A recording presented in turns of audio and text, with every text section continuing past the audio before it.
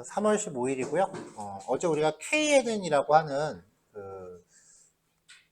새로운 분류 알고리즘에 대해서 이제 코드 구성을 봤었는데, 이제 오늘은 이제 KNN이 어떤 형태로 동작을 하는지에 대해서 이야기를 좀 해보고, 그 다음에 어제 만들었었던 모듈을 좀 더 견고하게, 어제 마지막에 이제 이런 식으로 모듈을 처음에 만들려고 했었다. 뭐 그런 그 샘플 코드 보여드렸었잖아요. 예, 그거를 적용해서 모듈 코드를 살짝 개선을 한 다음에 여태까지 우리가 했었던 예제 데이터 세트를 쭉 진행을 할 거예요. 아마 오늘 하루면 다 끝날 거고요. 네, 그래서 KNN은 이제 아마 오늘 정리가 끝날 겁니다.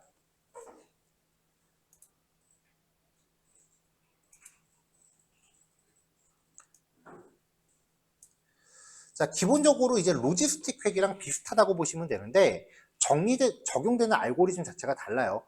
이제 거리 기반이에요. 그러니까 데이터들을 이제 평면에 놨을 때 빨간색 데이터들이 이렇게 있고 파란색 데이터들이 이렇게 있을 때 새로운 데이터가 하나 주어진단 말이죠. 여기에. 그러면 근처에 있는 데이터를 임의로 K개를 선정을 해요. 우리는 보통 이럴 때 N개라고 표현을 하는데 평상시에 N이라고 쓰는 거랑 이 K라고 쓰는 게 같은 의미예요. 그래서 임의의 K개의 데이터를 이렇게 딱 선정을 했어요. 지금 여기 3개를 의도적으로 묶었거든요. 그러면 빨간색이 더 많아요? 파란색이 더 많아요? 까만 원안에 지금 새로 주입된 데이터가 까만색이야. 기존의 데이터는 파란색하고 빨간색이야. 그래서 새로 주입된 데이터를 기준으로 해서 가장 가까운 데이터 3개를 이렇게 묶어봤는데 여기서 빨간색이 더 많아요? 파란색이 더 많아? 파란 게 더 많잖아요. 그럼 이 까만색은 얘는 넌 앞으로 파랑이야. 기본 개념은 이거예요. 그래서 특정 데이터로부터 거리가 가까운 K개의 다른 데이터의 라벨을 참조해서 분류하는 알고리즘이고요. 새로운 데이터가 어떤 분류에 속하는지를 알 때 씁니다. 그러니까 데이터의 분류를 분석한다는 거로 봐서는 이때 로지스틱하고는 용도가 같아요. 근데 로지스틱하고 작동 방식은 완전히 달라요. 그래서 기존의 데이터와 새로운 데이터를 비교하고 새로운 데이터와 가장 인접한 데이터 K개를 선정하고 K개의 데이터가 가장 많이 속해 있는 분류를 선택한다. 자, 근데 이제 그러면 이제 이 K에 대한 설정할 때 가장 중요한 하이퍼 파라미터가 이 K 값이에요. 과연 몇 개를 설정하느냐.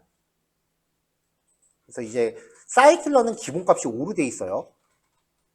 그러면은 어떤 데이터가 이제 주어졌을 때 가장 가까운 데이터 5개를 선정하는데 그때 이 가까운 거리를 어떻게 판정하느냐.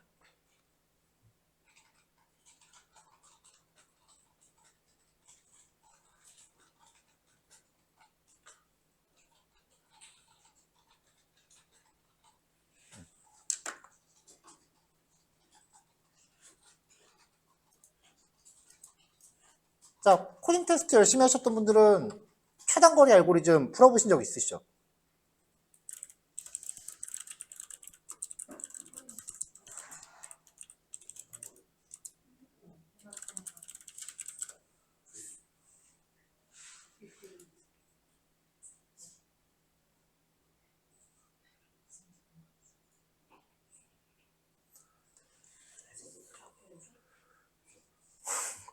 저번에 내가 푸는 걸 봤는데 코딩 테스트 하셨던 분들 A-스타 알고리즘 안 했어요? 배열이 이렇게 있을 때 여기에서 여기까지 도달할 수 있는 최단 거리를 찾는 방법. 코딩 테스트 문제 이거 한여름 전에 내가 푸는 거 봤는데.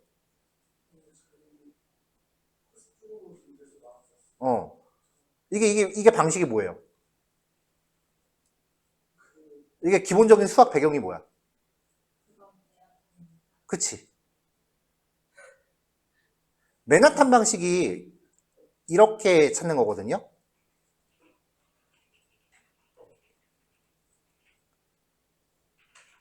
아니면 직선거리를 찾는 건 뭐야? 그쵸? 이 두 가지를 써요. 그래서 KNN의 기본 개념은요, 컴퓨팅적으로는 A-스타 알고리즘에 기반을 해요.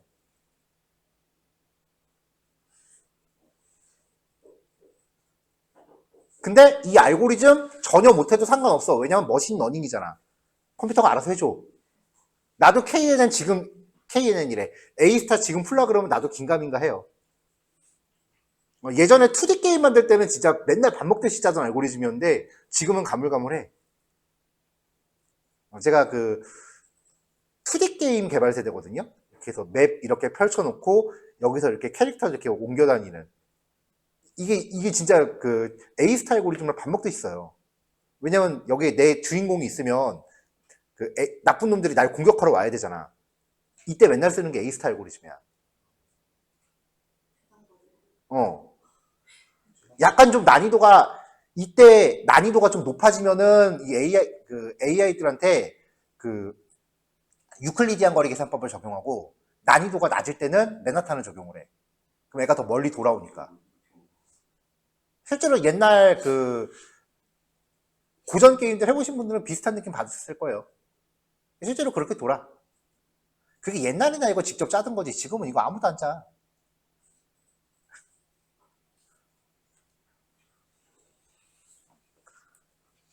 그냥 얘가 알아서 해준다. 그러니까 우리는 그냥 유클리디안 거리 계산법이나 맨하탄 거리 계산법을 쓴다라는 것만 알면 된다.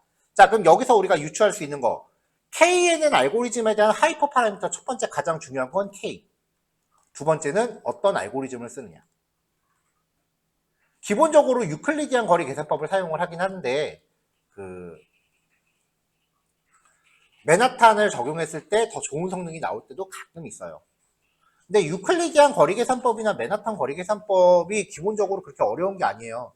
왜냐면 우리 어렸을 때 피타고라스 정리 배운 거랑 똑같거든. 삼각형 빗변 구하는 거 있잖아요. 이거에서 기인한 거기 때문에 수학적으로도 그렇게 어려운 건 아니지만 굳이 여기서 들춰보진 않겠다. 자, 그래서 이제 그 아까 제가 대충 그렸던 그림이 요겁니다.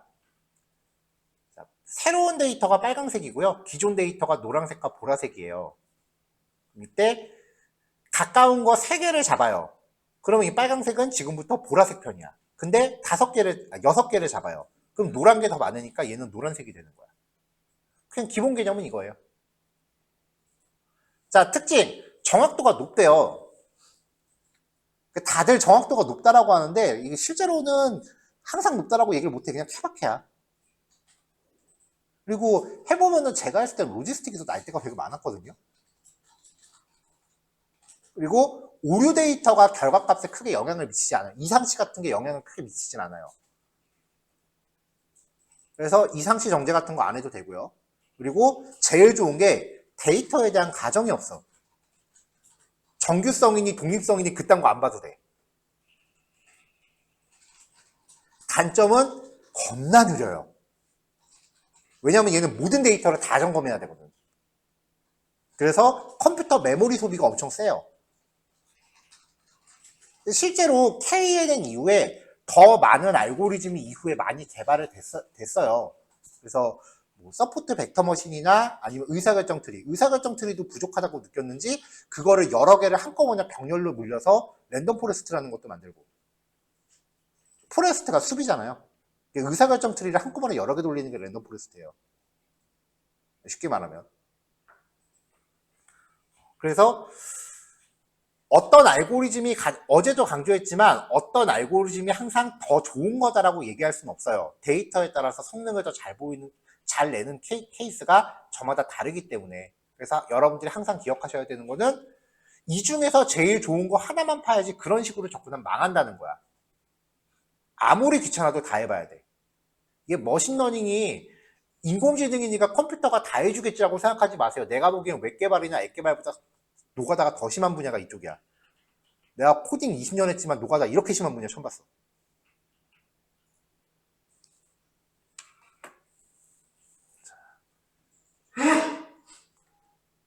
자, KNN은 개념이 요 정도입니다. 크게 그렇게 복잡한 개념은 아니고요. 근데 여기 마크다운 정리하다가 좀 오늘 여러분 처음 보시는 게 좀 나올 거예요.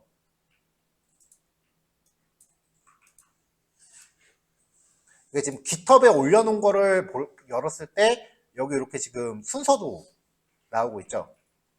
그리고 이거를 크롬 브라우저로 그냥 여니까 줄바꿈 태그를 인식 못하고 이렇게 하더라고요. 뭐 이 정도는 뭐 봐줄 수 있어.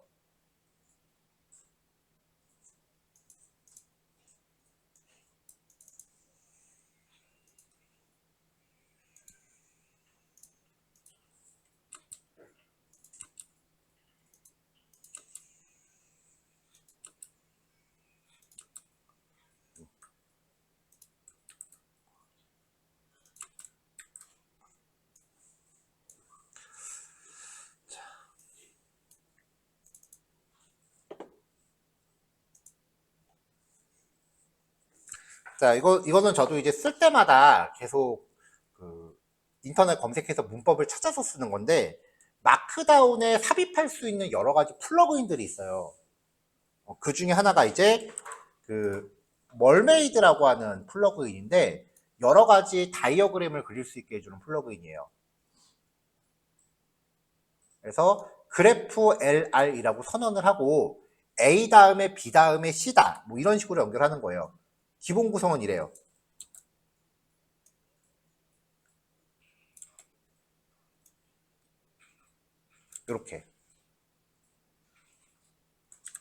이렇게요.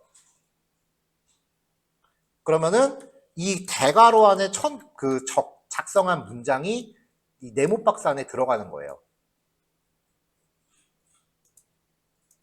여기서 BR이라고 하는 거는 마크다운이 기본적으로 웹페이지화 되잖아요. 그래서 웹페이지에서 줄바꿈해주는, 강제 줄바꿈하는 기능이고요. 만약에 이 대괄호 대신에 소괄호를 썼다.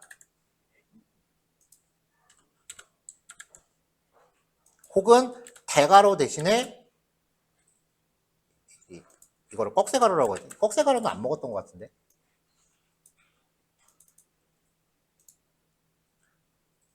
그렇지. 꺽쇠가루는 안 먹지. 네.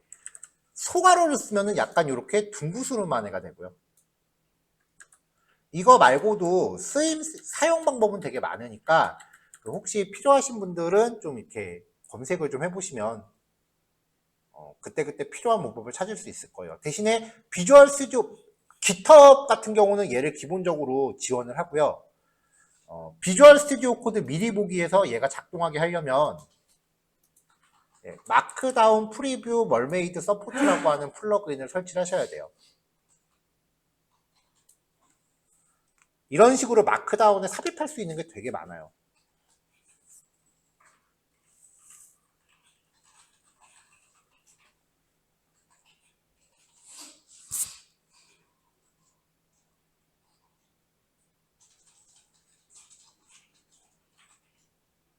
그래서 요거를 이제 설치하시면 되고요.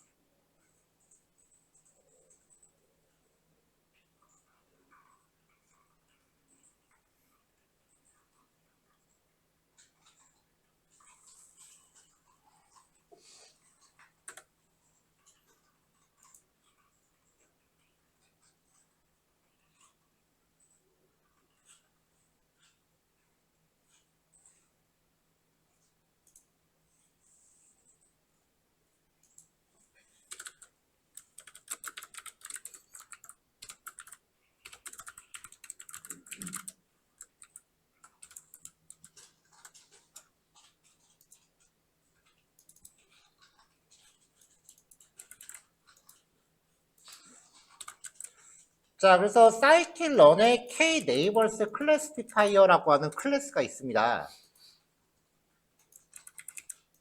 네. 기본 레퍼런스 페이지는 요거고요. KNN 알고리즘에 따라 분류 분석을 수행하는 클래스예요. 그래서 요거 할 때 주요 파라미터가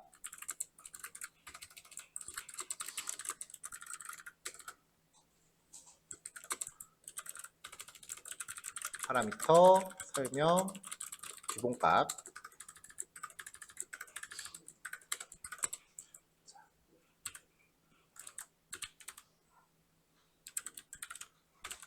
n 네이버스. 타입도 적어줘야겠구나.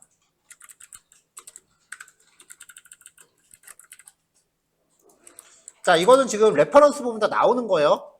그래서 제가 정리해 드리는 거는 최소 이 정도는 알고 있어야 된다라는 것만 뽑아서 말씀드리는 거니까 추가적으로 정리 원하시는 분들은 레퍼런스 직접 확인을 해보세요. 자, 얘는 정수 타입이고요. 그 다음에 얘가 K 값이에요. 기본값은 5입니다.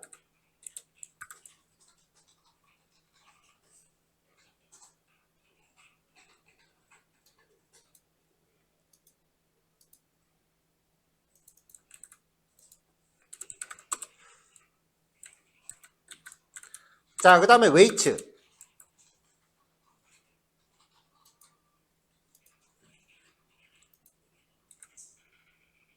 이거는 잘 안 쓰기는 해요. 자, 얘는 문자열이라고 보시면 되고요.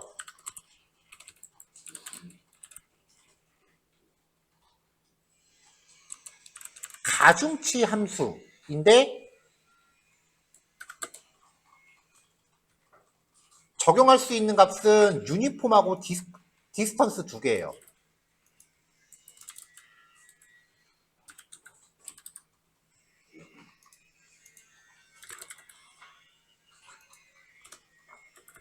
자, 유니폼은 가중치 사용 안 함.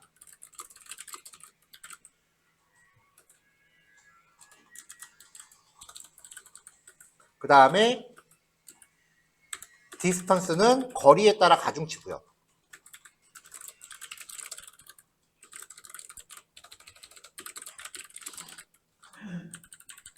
근데 원래 KNN은 가중치를 잘 안 쓰기는 해요. 왜냐면 가중치를 부여하는 알고리즘이 따로 있기 때문에. 그냥 가중치 적용 여부라고 적용합시다. 왜냐면은 이게 레퍼런스에 보면 가중치 함수라고 들어있어요. 그 의미가 뭐냐면은 이 웨이트라는 파라미터를 콜백 함수로 해서 가중치 알고리즘을 내가 직접 짜서 넣어줄 수가 있긴 하거든요. 근데 이제 그거야 뭐 수학적으로 굉장히 자신 있는 경우에만 시도할 만한 거니까 우리는 그냥 얘가 알아서 거리에 따라 가중치를 적용해 주느냐 뭐 그거를 따지는 건데 기본값은 유니폼이에요. 가중치 사용 안 함.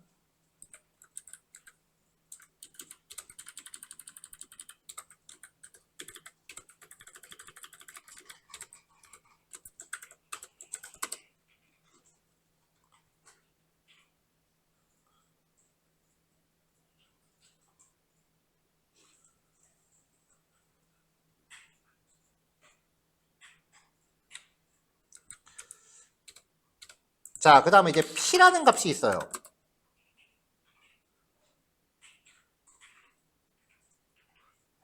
이게 뭐 레퍼런스 보면은 무슨 측정법에 따른 검정력 매개 변수인 뭐 이렇게 되게 복잡하게 얘기하는데 그 데이터 타입 플루트라고 설명하는데 짤 없고요. 그냥 인트라고 정의하세요.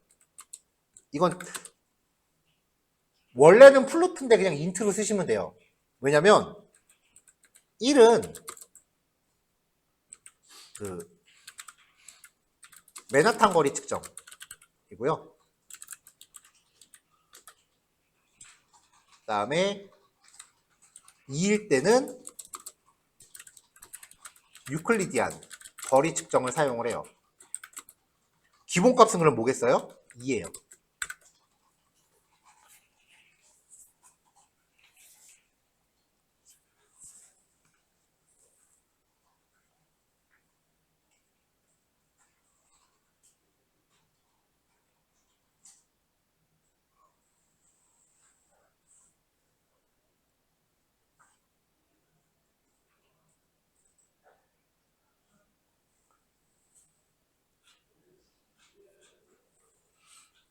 이게 실제로 이제 거리를 측정하는 거다 보니까 지도상에 펼쳐놓은 데이터에 대해서 쓰일 때도 되게 많아요. 그래서 그런 경우에는 이제 미터법에 관련된 파라미터도 있긴 한데 뭐 그것까지는 뭐 굳이 따질 필요 없고요. 뭐 미터건 킬로미터건 센티미터건 어차피 가까운 건 가까운 거고 먼 거는 먼 거니까. 자, 그래서 요 세 가지 하이퍼 파라미터를 이제 설정을 하면 됩니다. 근데 대체로 많이 하는 게 웨이트도 잘 설정 안 해요. 네이버스랑 픽값 요 정도만 해도 충분한데 그래도 컴퓨터가 터지건 말건 어차피 내 거 아니니까 파라미터 때려봅시다. 그 KNN이 느리다라고 하는데 그 예제 데이터로는 실제 그렇게 체감될 만큼 느리진 않아요. 어차피 그냥 순식간에 나오는 거고. 그리고 한번 놀라갖고 시간 오래 걸리는 샘플 데이터는 잘 안 쓸 거니까. 자, 이렇게 해서 정리를 할게요.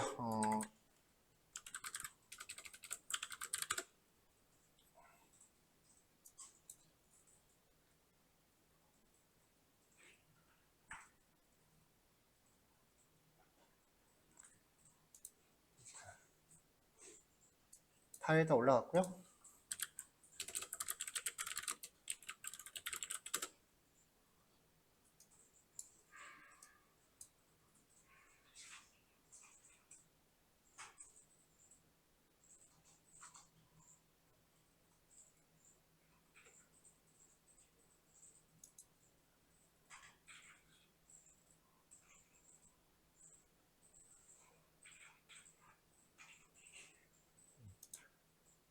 그래서 뭐 조금만 더 추가적으로 얘기해 보면은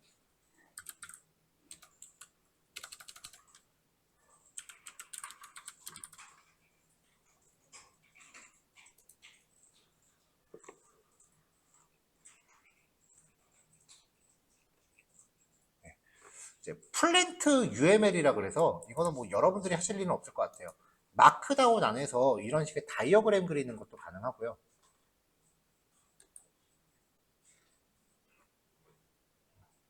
마크다운 안에서 이런 식으로 이제 다이어그램.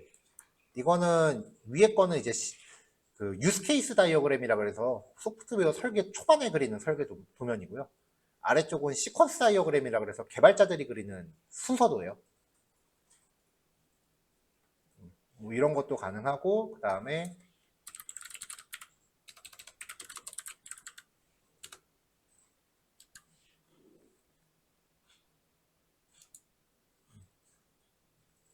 마크다운 안에 그래프를 삽입해주는 이런 기능도 있고요.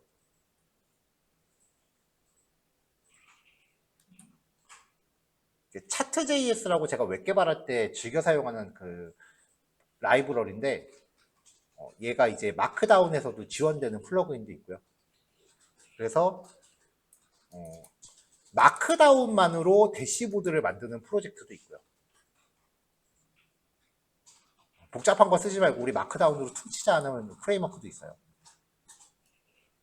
마크다운이 여기저기 많이 쓰여요. 알면 알수록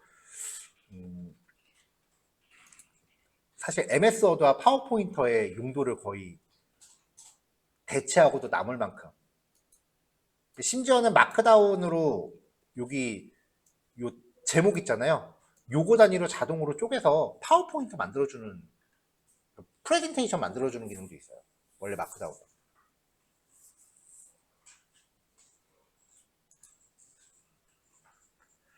자, 요거 다 올라갔으니까 일단 요거 각자 한 번씩 정리하시고 한 45분쯤에 45분 너무 세다. 40분에 시작합시다. 금방 정리되죠? 자, 다음 얘기예요. 이게 어제 우리가 작성했었던 그 모듈 부분인데, 자, 다시 한번 이제 차이점을 본다면은, 리포트 독립변수 보고 관련된 부분이 이제 로지스틱에서만 존재하고 다른 데서는 빠진다. 그리고 독립변수 보고 시에 어떤 걸 기준으로 정렬할지에 대한 파라미터도 여기선 빠진다. 그거를 제외하면 파라미터는 똑같고요. 어차피 얘네 하이퍼 파라미터들이니까 그때그때 다를 거고.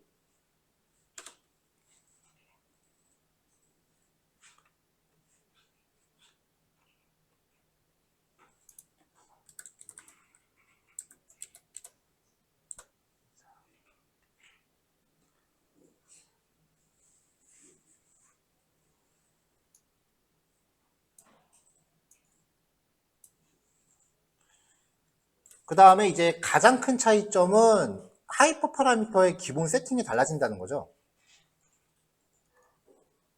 자, 이 부분은 어저께는 코딩 진행이 안 된 거고요. 오늘 수업에 맞춰서 제가 미리 해놓은 거예요. 이거 이제 조금 이따 체크하시면 되고요.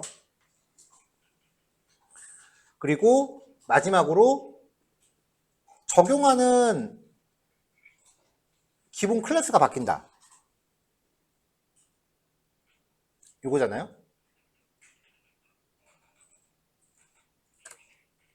근데 여기 지금 로지스틱 레그레이션 같은 경우에 이제 맥스 이터라고 하는 값이 지금 하나 추가되어 있는데 이거는 안 주셔도 되는 값이에요. 이게 그 계산 독립변수 관련된 계산값이 그 스테이트 모델 수랑 너무 차이가 많이 나갖고 강제로 넣었던 값이라서 이거는 뭐 지금 빠지는 게 나아요. 그거 빼면은 n잡스 마이너스 1을 제외하고는 뭐 별 차이가 없어요. 클래스 이름만 바뀌는 거지. 밑에 코드는 계속 똑같이 가잖아요. 그러니까 정리하면 요 부분과 요 부분만 변경을 줄 수 있다면은 나머지 코드는 계속해서 똑같이 사용할 수 있다라는 거죠.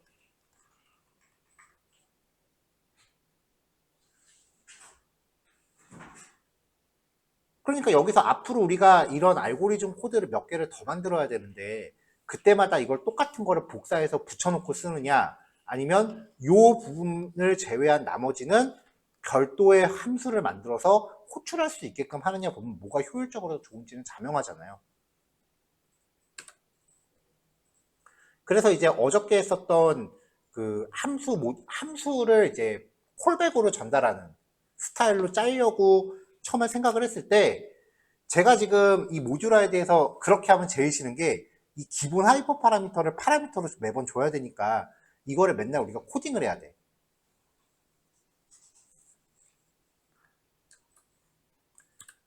그래서 구상을 한 게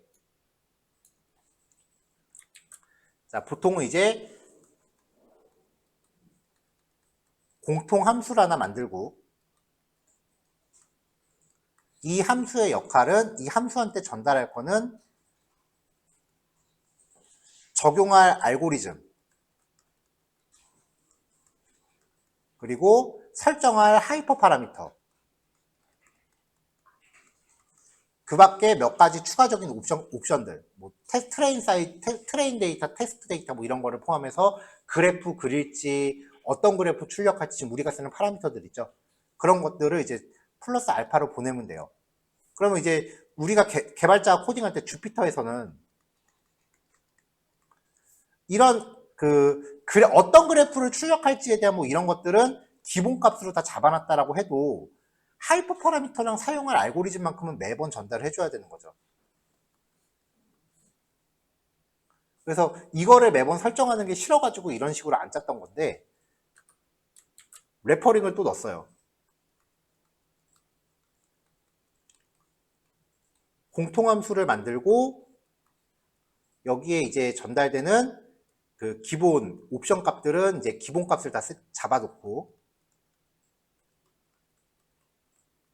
그 다음에 알고리즘 이름 로지스틱 이름이니 KNN 이름이니 그런 거 넣고 그 다음에 하이퍼 파라미터 이거는 기본 값으로 할 수가 없는 거죠.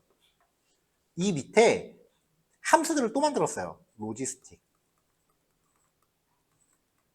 해서 이 안에다가 알고리즘 이름과 그 다음에 하이퍼 파라미터를 코딩을 해놓고 얘를 호출하게 한 거예요. KNN 이라고 함수를 또 만든 다음에 여기에 알고리즘 이름이랑 하이퍼 파라미터를 코딩으로 넣어놓고 이렇게 한 거예요. 그럼 주피터에서는 그냥 아무 파라미터 없이 얘만 호출하면 돼. 여기에 박혀있는 게 전달될 테니까. 이런 식으로 레퍼링을 하도록 재구성을 했어요. 그래서 완성된 코드를 보면은 자, 기존에 만들어져 있던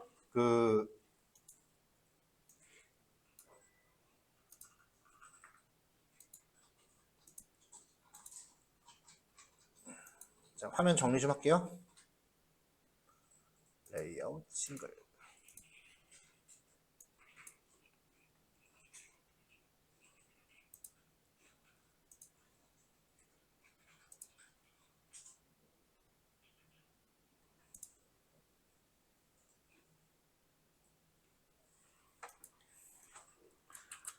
자, 기존에 만들었었던 My Logistic Classification, 여기 오른쪽이 어제까지 버전이고요. 그 다음에 왼쪽이 지금 완성되어 있는 현재의 상태예요.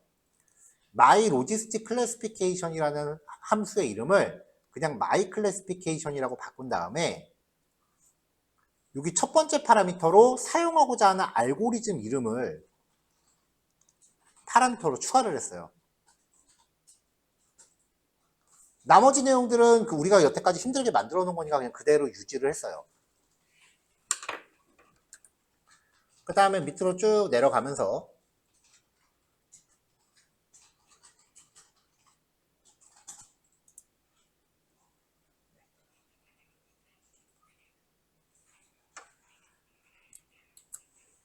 기본 하이퍼 파라미터를 이렇게 잡아줬다라는 거, 이거는 로지스틱 전용인 거잖아요. KNN에서는 이런 파라미터를 안 쓰잖아요. 그래서 여기 하이퍼 파라미터는 그냥 없으면은 빈 걸로. 그리고 고정적으로 로지스틱 레그레이션이라고 클래스 쓰던 거를 파라미터로 전달된 클래스 이름을 설정하도록 했어요. 이후 코드는 손대지 않았습니다. 그러면은 우리가 어제까지는 이 전체 코드가 로지스틱 레그레이션 전용이었지만 이제부터는 내가 전달하는 클래스에 따라서 여기 기능이 적당한 알고리즘에 따라 바뀌게 되는 거죠. 근데 이렇게 만들면 여태까지 만들었었던 코드에서 My Logistic Classification이라고 우리가 주피터에서 열심히 실습을 했는데 그게 갑자기 없어진 거니까 사이드 이펙트가 굉장히 많이 생길 거 아니에요. 여태까지 예제했던 거 다 에러 날 거 아니에요. 그럼 이제 이런 거를 맞춰줘야 돼. 안 그러면 망하는 거야. 물론 여태까지 실습했던 거 나는 과감하게 버려도 된다라고 하면은 이대로 가셔도 되겠지만 이제 사이드 이펙트를 대비를 해줘야죠. 그래서 아래쪽에 My Logistic Classification을 다시 만들었어요. 파라미터는 그대로 유지를 해줬어요.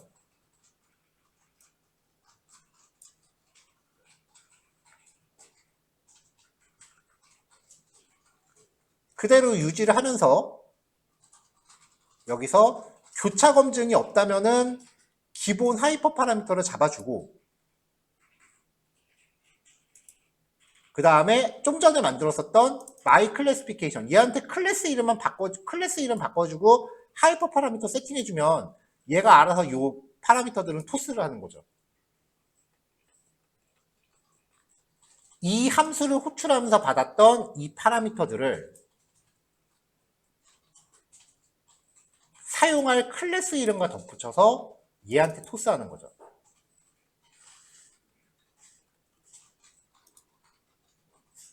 그리고 그 밑에 My KNN 클래시피케이션을 개편을 하면서 필요한 파라미터들을 정의하고요.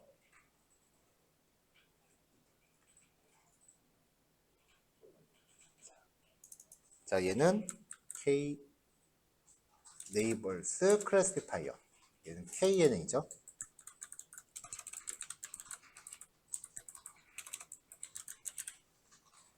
그리고 나서 이제 여기서 KNN에서 사용해야 되는 하이퍼 파라미터를 적당히 설정해주고 클래스 이름만 바꿔주고 나머지 또 그대로 유지한 거예요.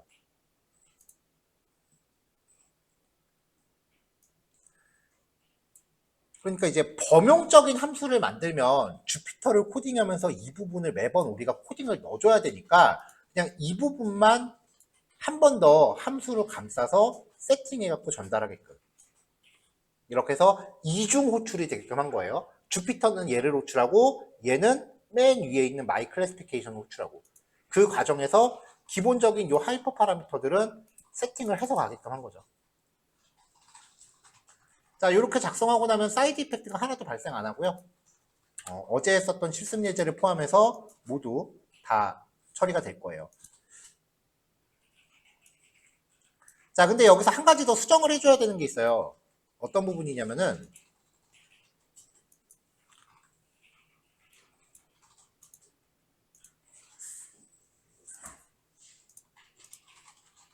자, 이제 어제 했었던 K에는 기본 분류 코드. 자, 확인하기 위해서 그 로지스틱 회기 아무거나 하나 붙잡고요. 적당한 예제 하나 붙잡고 모두 실행 한번 해볼게요. 사이드 이펙트가 없으려면은 에러가 안 나야겠죠? 에러가 나면 여기 빨간색으로 에러라고 엑스프 뜰 테니까.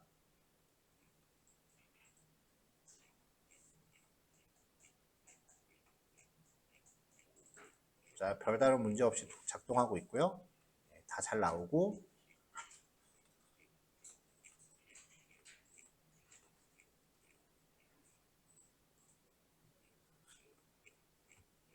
모듈화 기능 확인까지 사이드 이펙트 없이 잘 끝났어요.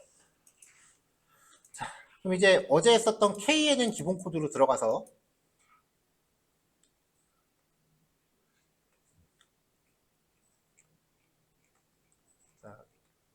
그럼 이제 my classification result 나오고 그리고 쭉 갔을 때 모듈화 기능 확인 my KNN classification이라고 하면은 얘가 알아서 교차 검증 거리 유클리디안 쓸지 맨하탄 쓸지 네이버스 357 중에 설정하고 그 다음에 웨이트 그 가중치 늘지 안 늘지 설정해서 이제 결과 뽑아내죠.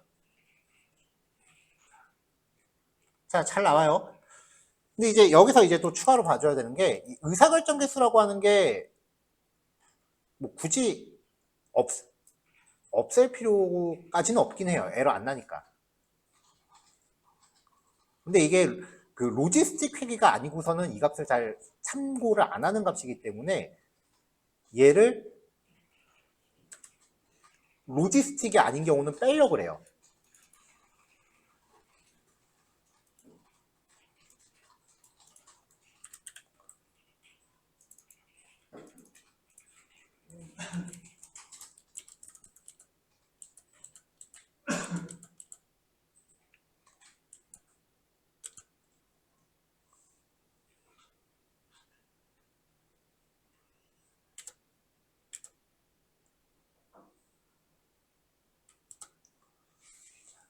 자, 그래서 이제 저 부분을 처리하던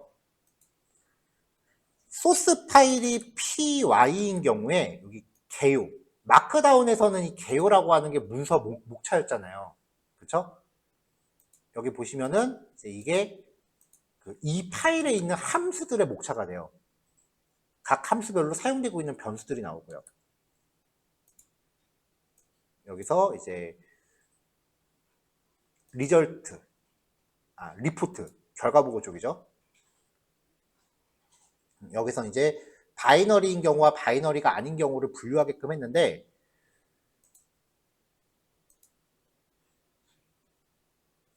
자, 바이너리 리포트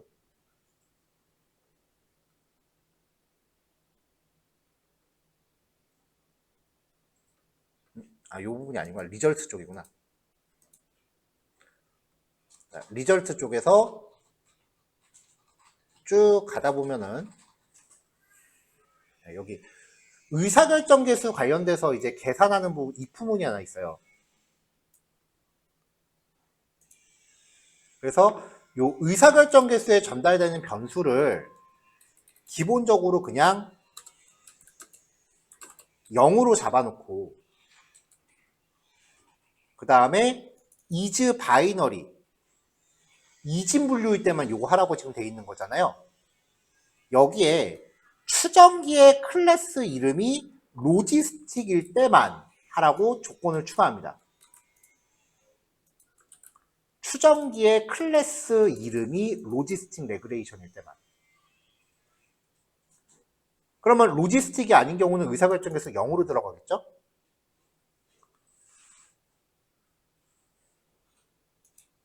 밑에 보면은 비슷한 코드가 하나 더 있어요. 테스트 데이터에 대해서. 자, 여기서도 의사결정 개수 변수를 미리 0으로 잡아놓고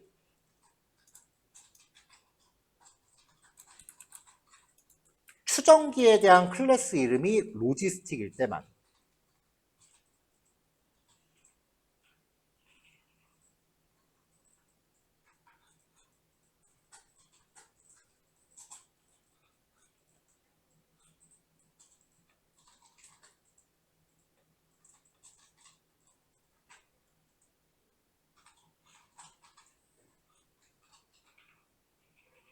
자, 그러면 이제 의사결정 개수를 0으로 넣는다라는 거지 출력 결과에서 의사결정 개수 관련된 필드가 없어진다는 얘기는 아니잖아요, 지금. 자, 그래서 다시 결과를 실행해 보면 의사결정 개수가 0으로 나온다라는 거지 이 필드 자체가 없어진다는 건 아니잖아요. 그래서 또 밑으로 쭉 내려서 최종적으로 이렇게 그 데이터 프레임으로 바꾸기 전에 데이터 프레임을 이렇게 바꾸고 나서 출력하기 전에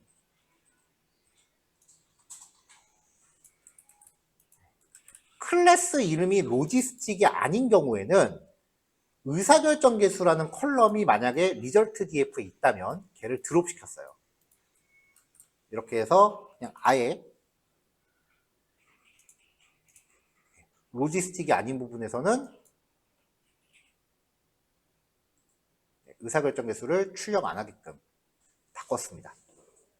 자, 여기까지 해서 이제 모듈 개편된 내용까지였어요.